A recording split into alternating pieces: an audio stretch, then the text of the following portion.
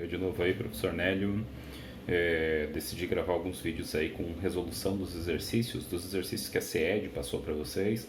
Esses exercícios vão ser considerados aí na nossa avaliação, então eu vou corrigindo eles e também vou postar na forma escrita lá no Classroom para vocês, tá bom? Vamos iniciar aí pela primeira lista que a CED passou para vocês lá na aula 1, belezinha?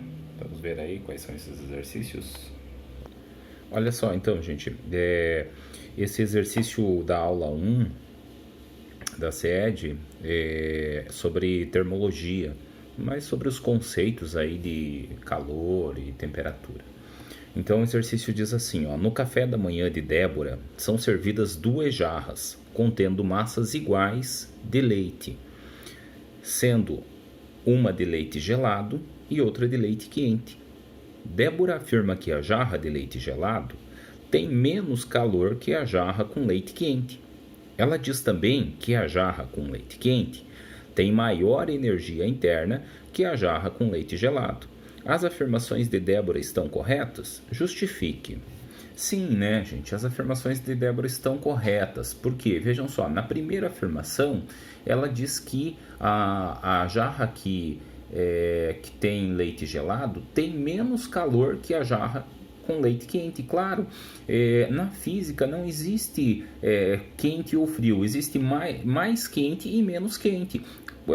Corpos com mais calor e corpos com um pouco menos de calor. O que a gente chama de frio na verdade, o corpo está com menos calor. E o calor, na verdade, ele está ligado aí à energia interna do corpo. Então a segunda afirmativa também é correta, porque ela diz aqui, ó, que a jarra com leite quente tem maior energia interna que a jarra com leite gelado. Sim, perfeito, ela tem mais energia interna. Esse calor é essa energia interna que faz com que as moléculas dos corpos se agitem. A medida dessa agitação é chamada de temperatura. Então o calor é a energia e a temperatura é a medida da agitação das moléculas. Lembrando que o calor não provoca somente variação de temperatura. O calor também pode provocar mudança de estado físico.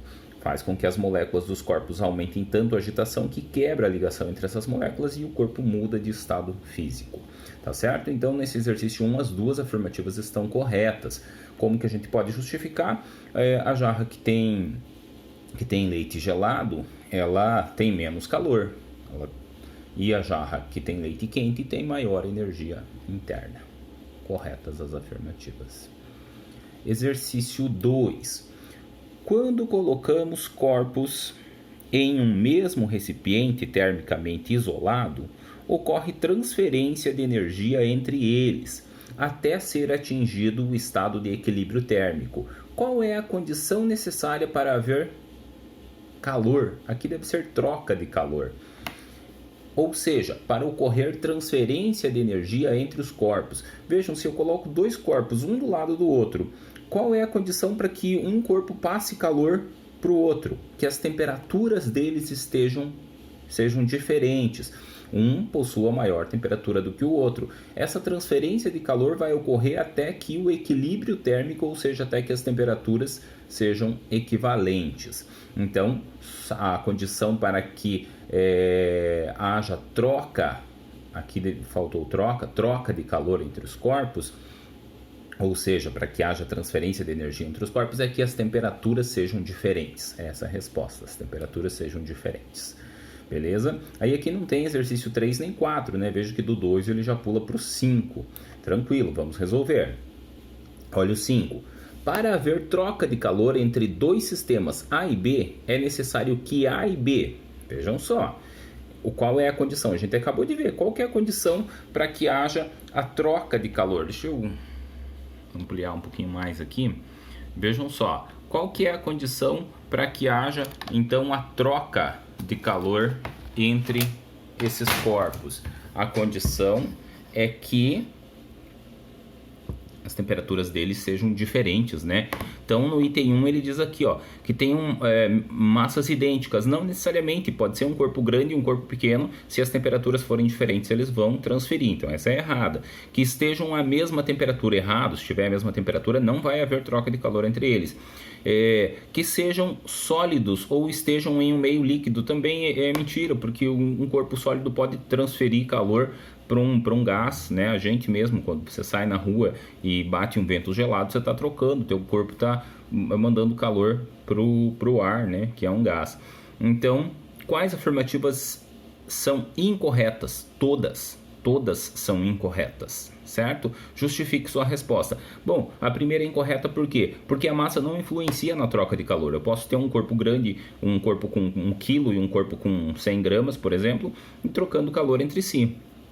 Claro que a quantidade de calor ali vai influenciar, mas o fato de haver ou não a troca de calor, isso não é influenciado pela massa. 2, que eles estejam à mesma temperatura, é falso, né? Está errado também, está incorreto, porque quando os corpos estão com a mesma temperatura não há troca de calor. 3, sejam sólidos ou estejam em um meio líquido, é falsa também, porque não é essa condição. Pode haver troca de calor entre dois gases, pode haver troca de calor entre um sólido e um gás, entre um líquido e um gás. Então todas estão incorretas. Vamos ver aqui o exercício 6. Nos dias quentes de verão, Ricardo dorme coberto somente por um lençol de tecido fino. No entanto, nos dias frios, de frio intenso, de inverno, ele se cobre com 2 cobertores de lã. Com base em seus conhecimentos sobre propagação de calor, explique a escolha do tipo de coberta feita por Ricardo em cada uma das estações. Bom, vejam só, o Ricardo, o corpo dele está a uma determinada temperatura, por exemplo, 36 graus Celsius. E vamos supor que num dia quente a temperatura esteja 30 graus Celsius. Então ele vai trocar pouquíssimo calor com o ar. Agora, e aí um lençol fino vai cobrir ele e vai impedir essa troca de calor, né? Não vai precisar de um isolante tão potente. O lençol vai servir como um isolante, vai evitar a troca de calor do corpo do Ricardo com o ar. Já num dia frio, vamos supor que o Ricardo vai continuar com 36 graus Celsius da temperatura, em média. O ar aí vai estar a 5 graus Celsius. Então essa diferença de temperatura é bem grande. De 36 para 5 graus Celsius vai sair bastante calor do corpo do Roberto. Então já aquele lençol, ele não serviria para isolar essa propagação, essa troca de calor. Ele vai precisar colocar mais cobertas. Vejam, a coberta ela não aquece a pessoa. Ela evita que a pessoa perca o calor para o meio externo, tá certo? Vamos ali para o exercício 8, então. Em um dia frio de inverno, Andréia vai da sala ao banheiro. Ela está descalça e, ao pisar no piso de ladrilho do banheiro, sente nos pés um frio mais intenso do que sentiu ao pisar no chão de madeira da sala.